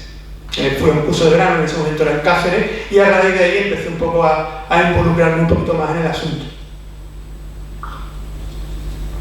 Entonces, aquí tenéis un poco un resumen del funcionamiento del curso por las mañanas. Es un curso que tiene distintas modalidades. Pues puede ser la modalidad de improvisación general, que es donde uno, digamos, tiene ese primer contacto con la improvisación al nivel que sea, hay hasta 7 niveles. Y luego ya pues, también están modalidades de improvisación en estilo, que pueden ser jazz, pop rock, acompañamiento de danza, audiovisuales, etc. Luego también hay cursos específicos de metodología, es decir, aquellos que son profesores y les interesan sobre todo las herramientas, digamos, metodológicas, las herramientas didácticas, no tanto el hecho de improvisar en sí mismo. Normalmente hay un curso también de ese tipo que puede, según los años, ha ido teniendo una especialidad y otra. Ha habido años que hemos tenido educación musical temprana, otros años hemos tenido secundaria, también enseñanza general, iniciación. Y bueno, por supuesto, pues también el nivel profesional, ¿no? Lo que es profesor un poco de instrumento, de lenguaje musical, de conservatorio o escuela de música. Y luego las tardes tienen un formato un poco más abierto, más flexible, normalmente ya con actividades de percusión corporal, improvisación escénica, algunas clases magistrales, etc. Por ejemplo, el año pasado tuvimos a Jaime Altozano, que dio una charla estupenda, un poco sobre, especialmente centrada en un poco YouTube como herramienta, etc. ¿no? Normalmente todos los años siempre hay alguien, algún compositor o alguien que viene una tarde y hace pues, un encuentro con el grupo, ¿no? Que el grupo pues, puede ser desde niños de 7, 8 años hasta profesores, incluso jubilados también, profesores que ya han desarrollado su labor pero están interesados. O sea que es un abanico digamos, para estos cursos un abanico de inscritos muy amplio. Bien, pues para no... bueno, quizá estaba pensando en poner algún fragmento para que veamos un poco el fragmento de vídeo del curso, pero estoy viendo la hora y creo que ya es un poco justito. Entonces, pues simplemente hago una síntesis final y ahora ya pasamos al coloquio y si da tiempo podemos hacer alguna pequeña cosita de improvisación con vuestra participación y la mía. Bueno, pues entonces, haciendo un poco síntesis de la cuestión, por un lado, nosotros, como decía al principio, defendemos esta idea un poco de una enseñanza musical globalizada, es decir, una misma forma de trabajar en todos los niveles, una visión integral de la educación musical siempre con la improvisación en el centro del proceso de aprendizaje y luego esta cuestión de la que hemos hablado, que es la incorporación temprana de la armonía, aunque sea de forma diferente a como es en una clase de armonía en donde los chicos enlazan acordes, nosotros llevamos tratando el hecho armónico como algo, digamos, inherente a la música, primero desde una comprensión auditiva y gestual, y luego poco a poco a través de la creación, de la invención, de cantar, de tocar, etc. Y hacer de la armonía, digamos, como algo propio. Luego, por supuesto, pues todo lo que tiene que ver con el trabajo del auditivo, el desarrollo de la percepción auditiva de la armonía, de la melodía. De hecho, sobre esto yo tuve un tiempo en Granada una clase, una asignatura optativa, que era una clase de improvisación donde nos poníamos las siguientes reglas. Una regla era que no se podía decir nombre de notas. Segunda regla, no se podían escribir notas en la pizarra, ni utilizar partituras, ni traer partituras. Y entonces teníamos que hacer música 1 hora a la semana con esas condiciones.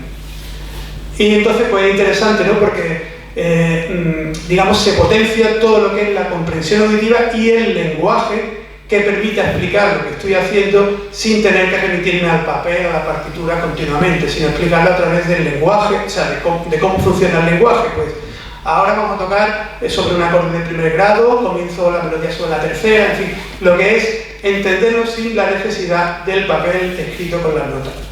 Y entonces, normalmente al principio les cuesta un poco, pero con el tiempo, como estos alumnos los tenía yo, estaban en quinto, sexto de profesional, todavía como que los cogía a tiempo, ¿no?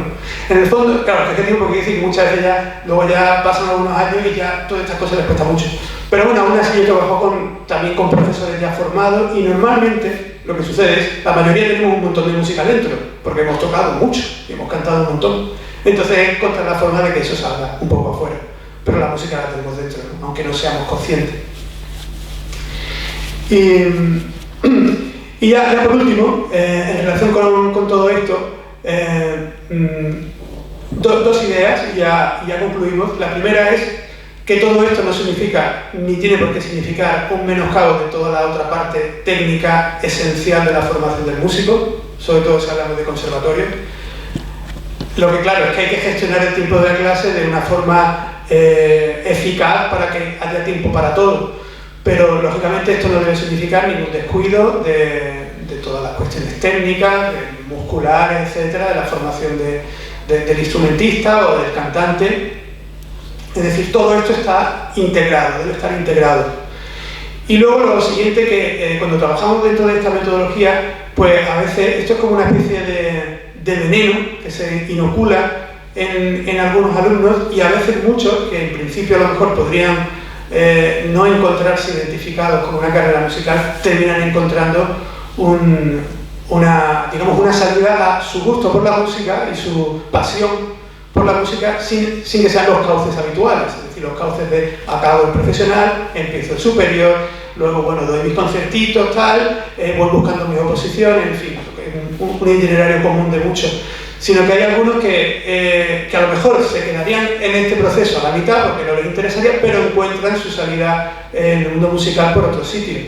Y sobre todo me vienen a la cabeza dos casos. El primero es una alumna que ya tuvo metodología IEN desde que estudió lenguaje musical, entonces estudió clarinete, su nombre es Berta Moreno, y entonces cuando ya acabó el profesional, pues ya le abrumaba esto de seguir de la misma forma en el superior, que no era mala instrumentista, pero ya esto no se identificaba con ello. Y entonces, claro, tenía ya un poco el veneno este dentro y empezó a tocar el saxofón, empezó a interesarse por el jazz y actualmente vive en Nueva York y ha desarrollado una carrera en el ámbito del jazz, lo cual es algo doblemente cuesta arriba. Primero porque la inició ya tarde, la inició con 20 años, y luego lo segundo también por, digamos, abrirse camino en un terreno doblemente hostil. Lo primero en los Estados Unidos, es decir, donde no te van a dar subvenciones y ayuda, y lo segundo también por un mundo muy masculino, ¿no? El mundo de los saxofonistas de jazz, si recordamos que si todos son hombres, muy pocas mujeres nos van a venir a la cabeza, o ninguna. Y luego el otro caso que me viene a la cabeza es Pedro Osuna, un alumno que tuve en Granada, fue un alumno de composición. Él era buen pianista, pero él tenía claro que no le terminaba de satisfacer el asunto pues, de seguir ese tipo de estudios en el superior. A él le gustaba inventarse música y manejar orquestas, manejar grupos y demás. Y entonces, pues bueno, dio un salto al vacío, acabó el profesional y se fue a estudiar música de cine a Berkeley, en Boston, y empezó a trabajar como un condenado, durmiendo 2 noches por semana y cosas así, y así fue como ha desarrollado una carrera bastante brillante en el ámbito de audiovisuales. Y actualmente, este es un chico que tiene ahora 26 o 27 años, él es el autor de la banda sonora de Argentina en 1985, que como sabéis es una película nominada a los Oscars, una de las nominadas como película extranjera. y con menos de 30 años ya es el compositor principal de esa banda sonora. Por supuesto que ha hecho un montón de trabajos antes. Ha estado colaborando también en la banda sonora de 007, pero digamos que la última, quiero decir, la última de la saga, pero como músico dentro del equipo, pero ya en esta última está él como compositor principal y ha orquestado él todo. Entonces pues, es posible que si él no hubiera visto estos caminos alternativos, pues bueno, a lo mejor se hubiera dedicado a saberlo, no estaba ahora trabajando en una inmobiliaria o no sabemos, ¿no? Pero finalmente ha podido desarrollar una carrera brillante. Entonces, simplemente estos dos casos, y ya termino, los traigo como ejemplo de que en la música hay muchos caminos, hay muchas formas de canalizar, digamos, la pasión por la música, y que a veces, ¿no?, el estar trabajando desde la creatividad y desde esto, pues es un veneno, ¿no?, que al final nos termina llevando a sitios que no sospechamos, ¿no? Así que por mi parte esto es todo, y ahora pues os agradezco mucho vuestra presencia y el debate hasta donde nos dé tiempo.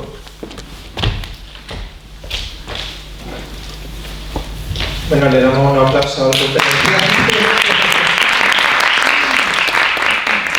Muchísimas gracias, me ha parecido algo muy necesario a día de hoy y sobre todo en la educación musical que tenemos y además aquí en la universidad, que este tipo de conferencias tan interesantes realmente es que me parece que le interesan tanto a gente que se está formando para ser profesores, pero también al público en general, a los interesados en la música, porque se han dado claves sobre cómo hacer música y eso es algo que creo que le interesa a muchísima gente. Y bueno, es que no tengo palabras para describir lo espectacular que me han parecido muchas de los ejemplos que ha puesto en vídeo y las explicaciones y luego cómo se conceptualizan algunos elementos que son habituales en la música de los que no somos conscientes, pero se hacen conscientes y luego para poder utilizarlo luego en las improvisaciones. Veo mucha relación con otras metodologías, aunque no quiero seguir extendiéndome porque lo que prefiero es que sobre todo mis alumnos y los asistentes en general podáis interaccionar con el conferenciante ahora que lo tenemos aquí, así que si queréis levantáis la mano y yo me acerco y habláis con el micrófono, ¿vale? Por si queréis ir pensando cualquier pregunta, puedo comenzar yo mismo con una pregunta, ¿vale?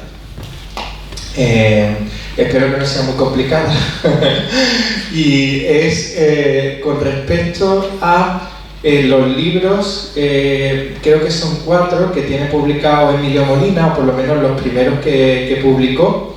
Sí, porque yo leí esos libros, por desgracia nunca he tenido tiempo y ahora viendo esto es algo que dice, jolines, algún día cuando ya mis hijos sean mayores podré ir al curso y podré hacer todas estas cosas. A día de hoy pues voy con el agua al cuello hasta para hacer mi propio trabajo, pero me leí los libros y me pregunto si ahí se encuentra realmente toda la metodología, lo más importante. ¿Puede ser esos libros una guía? Porque creo que esos libros se escribieron hace ya años, o si realmente eso a día de hoy ya está obsoleto dentro de lo que sería la metodología IEM.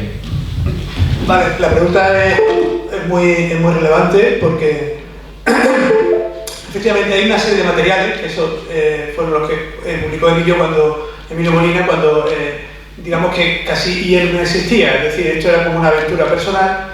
Entonces son los libros, me imagino, de la antigua Real Musical. Vale, esto es una fase, digamos, muy previa, porque claro, lo que hoy día entendemos por método IEM es algo que se ha ido formando en diálogo con muchas otras personas. Es decir, digamos que Emilio Molina partía, digamos, de la idea inicial o de un poco, sobre todo lo que es el armazón teórico, pero luego los desarrollos, sobre todo lo que tiene que ver con las propuestas concretas de clases, de lenguaje, de instrumentos, todo eso se ha ido creando en diálogo poco a poco con la incorporación de más personas, ¿no? Y de un grupo más extenso. Incluso en el grupo nuestro hemos tenido también, y de hecho tenemos profesores que también son de secundaria, en el ámbito de la secundaria, y entonces claro, de ahí también nos aportan muchas ideas. Luego, por ejemplo, como cada uno tiene un poco su ámbito, yo me dedico más a la improvisación de estilo, aunque digamos como actividad mía personal, como faceta, pero luego también, lógicamente, tengo que dar mis clases y entonces pues voy también tomando ideas de uno y de otro. Entonces, ese material viene bien como el armazón teórico inicial, pero en ese material normalmente, salvo, no sé si te refieres a los libros de improvisación al piano, serán... Sí, eran 4 libros y son de real musical, yo creo que serán eso. Sí, luego ya se reeditaron en clave creativa.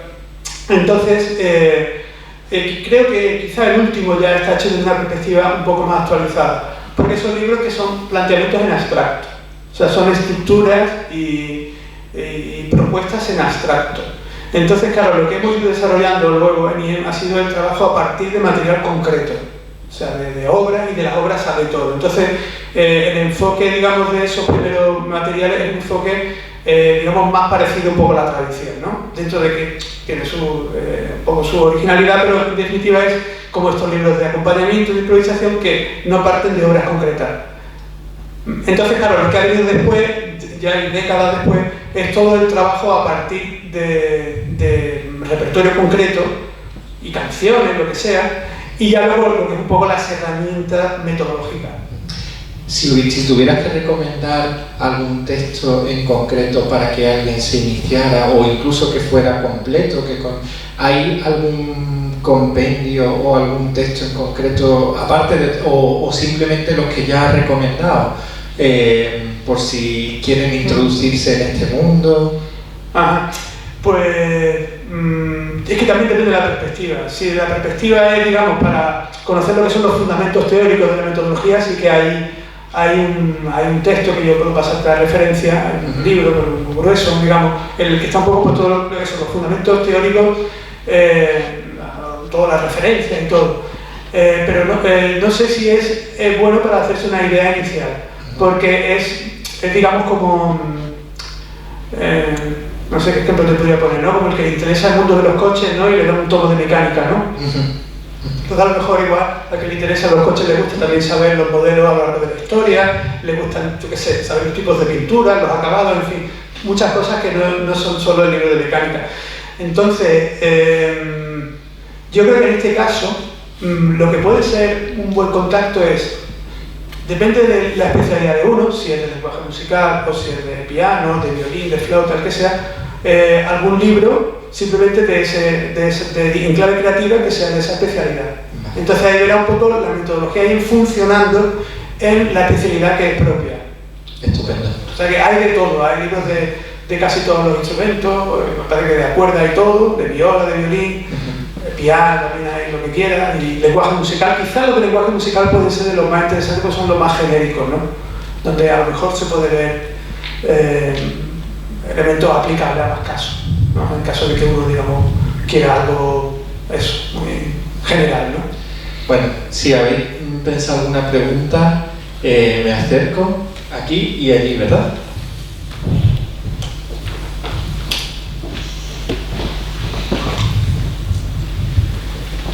A mí me gustaría hacer 2 preguntas que, si no te importa, te las voy a hacer de forma separada porque creo que son más fáciles de responder. La primera es, en tu caso particular, ¿por qué decidiste formarte en método IEM y no, por ejemplo, en método Kodály o etc.? Vale, pues mira, la pregunta también es muy buena. Yo cuando me interesé por esto, yo no tenía un interés especial en la pedagogía ni en la enseñanza. Es decir, bueno, no me disgustaba las clases, pero no tenía un interés especial. Yo me acerqué a esto porque yo lo que quería era improvisar. Bueno, yo improvisaba ya, yo lo que quería era avanzar como improvisador.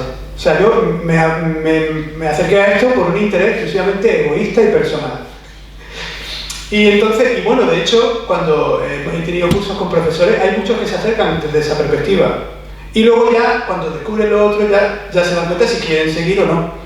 Porque a lo mejor el que quiere seguir en esa faceta, pues igual, y de eso hemos tenido muchísimos en IEM, está un tiempo, 1 o 2 años, cuando ya tiene un poco lo que quiere, se va a otro sitio. Porque a lo mejor, yo qué sé, quiere ser pianista de jazz, entonces ya busca que no es el sitio, ¿no? Pero bueno, le ha servido para empezar, ¿no?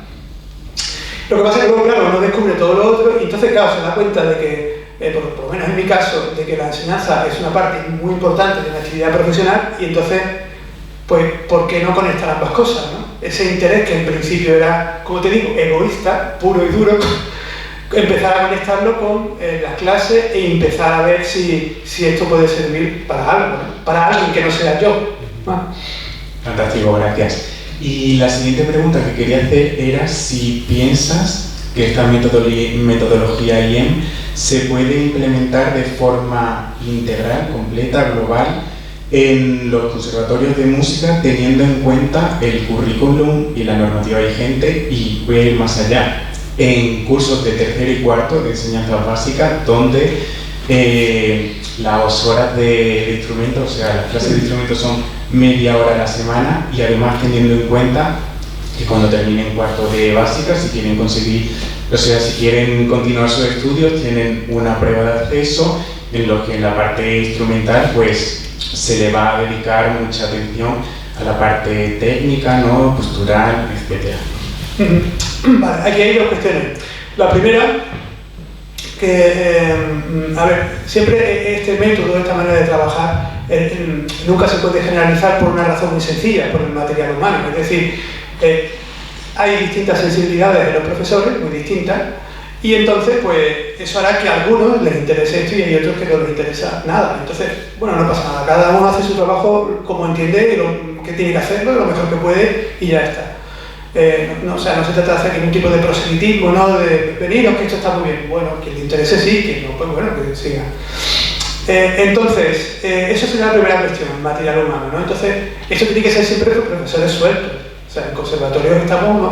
Por ejemplo, en el que yo estoy, pues de profesores bien estoy yo, y luego tengo compañeros que son afines, más o menos afines, ¿no? En otros centros a lo mejor se juntan 3 o 4, ¿no? Por ejemplo en el Conservatorio del Escorial creo que hay 3, en el Centro Integrado Moreno Torroba en Madrid también, ahora está Ana, creo que ahora hay una, no sé si hay, no, está también, me parece que hay 2 o 3, en fin, hay conservatorios en Madrid donde hay un porcentaje un poco más grande, pero no importa, porque luego hay muchos otros que trabajan de otra manera. Y entonces, sobre el asunto que comentas, ahí efectivamente hay que intentar ser un poco hábil, ¿no? Porque, a ver, con todo esto los niños tienen que tocar, y tienen que cantar, y tienen que tener un buen nivel, porque no vale que sean muy creativos y tal, pero luego no sean capaces de tocar una obra, se paren o toquen lento, yo qué sé, cualquier cosa, o se les vea que no tienen fluidez, en fin. Entonces, claro, hay que intentar encontrar un equilibrio entre ambas cosas y ir dosificando las proporciones de unas cosas y de otras. Quizá también el asunto es que no es que ni hagamos esto y luego está el repertorio. Creo que igual la idea sí se ha transmitido, ¿no? El repertorio se trabaja así, eso es, se trabaja así. Y luego, por supuesto, pues se toca la obra, pero imagínanos en una obra en la que surge alguna dificultad técnica y entonces pues hace falta algún ejercicio para superar esa dificultad. Pues estos ejercicios que vamos haciendo con el material y todo eso pueden ser también ejercicios de tipo técnico, si le ponemos ya los elementos necesarios, ¿no? Por ejemplo, supongamos un estudio donde tiene que hacer, yo que sé, qué gesto o qué movimiento de arco o tal, ¿no? Pues entonces eso, justo ese elemento técnico es el que podemos utilizar. Pero bueno, eso requiere dosificar. Hola. Primero, muchas gracias, enhorabuena por la conferencia. A mí personalmente me ha encantado. Yo me identifico mucho con usted porque, bueno, yo soy una persona que me gusta mucho la improvisación y creo que es fundamental en el entendimiento del lenguaje musical. Y me han llegado un montón los vídeos que ha puesto de la práctica, la importancia de sentir esos movimientos armónicos. Es que me parece lo primordial de la música. Yo cuando estoy enseñando a alguien, incluso a alguien que está por mi casa, bueno, vamos a improvisar algo y no toca ningún instrumento, le doy la guitarra y le digo, mira, tú siente cuando voy a cambiar de tono, de movimiento. Y le doy, pues toca la cuerda a mí, toca la cuerda a la. Y ellos poco a poco lo van sintiendo y que improvisan mucho mejor que muchos músicos profesionales, con perdón a los de allí de fondo que ya nos conocemos. Y mi pregunta va un poco por qué camino recomendaría para una persona, o sea, en mi caso para mí, como músico que no tiene una formación de conservatorio profesional o superior y que cree que aquí está la clave del asunto? Pero te refieres a recomendar de cara a llegar a ser docente. A formación, ¿no? Sí. Ajá. Vale. Pero estamos hablando de, digamos, de un perfil de músico, no sé si es tu caso, que lee partituras. Sí, lee partituras, ¿no? Sí. Ah, bien, bien. Pues entonces, bueno, lo primero, y eso no solamente en el caso que tú comentas, sino en general, experimentar sin ningún tipo de miedo y sin ningún tipo de reserva.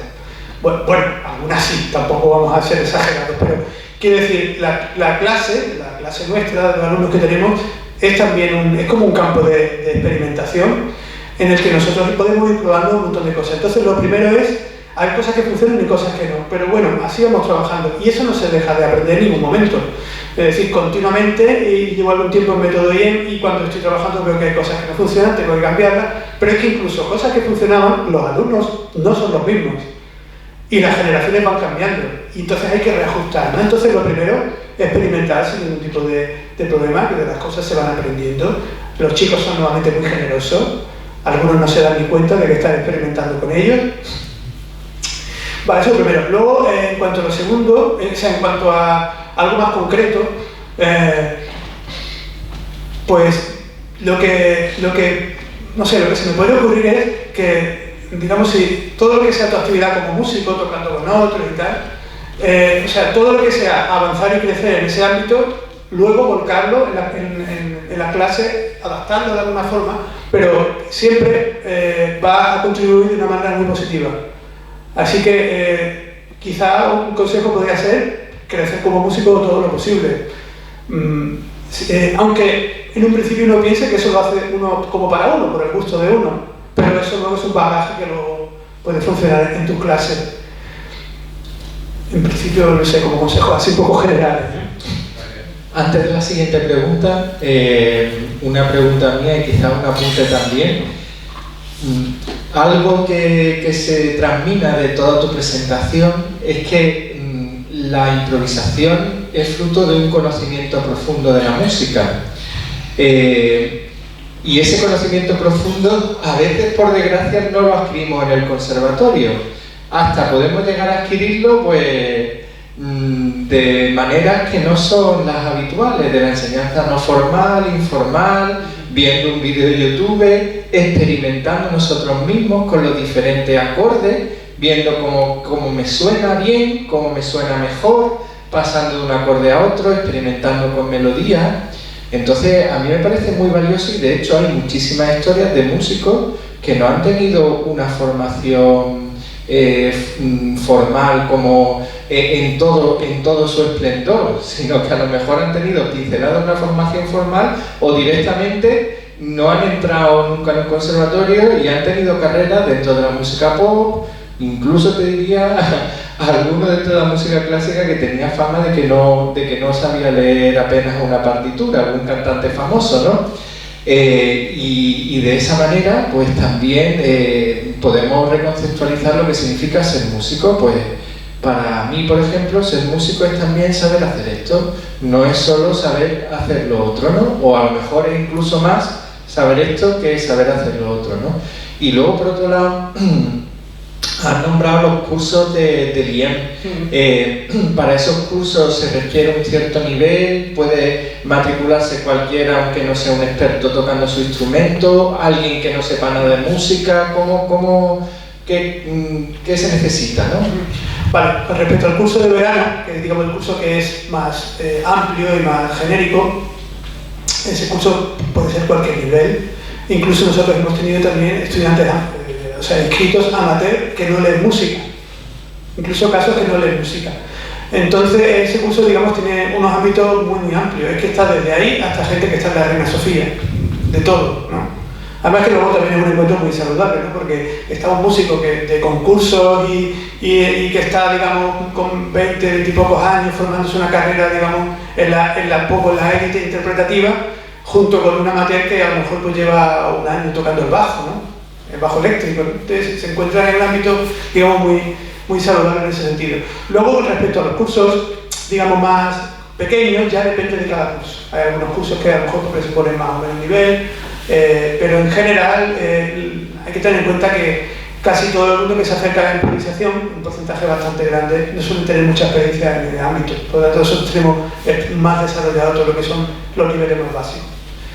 Luego, como de los niveles más altos hay normalmente un número menor, pues entonces de eso suele haber menos oferta de cursos. Pero, por ejemplo, en verano siempre hay un curso que es dedicado a un compositor particular, ¿no? Que este año, por ejemplo, vamos a dedicar a Poulenc. Entonces, trabajar el lenguaje de Poulenc desde esta perspectiva. Entonces, alguna cosa que puede resultar un poco un compositor concreto, que pueda ser, yo que sé, Brahms, Chopin, trabajarlo desde esta perspectiva. Entonces, pues se van trabajando su lenguaje a partir de su elemento y se van construyendo piezas, también se tocan fragmentos de su obra, en fin, se va todo esto trabajando desde esta óptica. Y respecto de lo primero que comentaba, lo primero... ahora se me ha ido un poco. Con respecto al conocimiento de los fundamentos de la música. Sí, estupendo, sí. Sí, efectivamente, yo estoy completamente de acuerdo. Los casos que he citado antes de Pedro Osuna y de Berta Moreno se han ido de España con un título profesional, es decir, lo han hecho superior.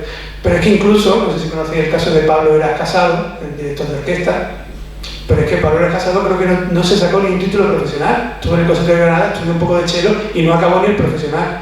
Y luego una carrera de primera fila en dirección de orquesta, ¿no? Que puede gustar más o menos, pero lo que está claro es que malo del todo no debe ser, ¿no? Han elegido las mejores orquestas del mundo y todo, ¿no? Entonces, quiere decir que a veces la carrera de un músico discurre por unos caminos muy personales, ¿no? Y a mí me gusta siempre poner el ejemplo de las tres grandes figuras de la vanguardia del siglo XX, Schoenberg, Stravinsky y Bartók. Pues de ellos solo uno fue al conservatorio, que fue Bartók. Stravinsky aprendió de forma privada y Schoenberg de manera autodidacta. Por supuesto que recibieron consejos de músicos, pero el camino de conservatorio solo lo tomó uno, que fue Bartók. Pero es curioso porque el camino de conservatorio tampoco es una garantía para convertirse en un músico, digamos, unido a la tradición, porque tenemos el caso de Debussy. Debussy fue un animal de conservatorio y evolucionó el lenguaje que heredó. O sea, que quiere decir que a veces los caminos de la carrera de cada uno, sean más reglados o menos reglados, son cosas que en ocasiones son casi indiferentes respecto de la carrera que luego va a desarrollar. Y ya para ir concluyendo, ¿hay alguna pregunta por aquí? ¿Algo? ¿No? Una cosa que ya comento a modo quizá anecdótico, que cuando veo esta conferencia tan interesante y esa comprensión tan profunda de la música que requiere en realidad la improvisación, porque es que cuando ve a gente improvisando como los ve en los vídeos o en los conciertos que hacen auténticas maravillas, y viendo a Juan Manuel expresándose y contando todas estas cosas, me recuerda una anécdota de hace, pues no sé, 10 años, 15 años, cuando Juan Manuel tocó una pieza mía que compuse, que fue la pieza obligada, la obra obligada para el concurso internacional de Jaén. Entonces a este concurso vienen pianistas de todo el mundo, no sé si lo conocéis, y tocan música, tocan pues a un nivel increíble y todos se tienen que estudiar esa pieza. Entonces escuché mi pieza porque fui parte del concurso y además la pieza muchas veces la ruedan, es decir, la han tocado antes y la tocan también a posteriori y así ya pues cuando llegan al concurso pues la tienen bien.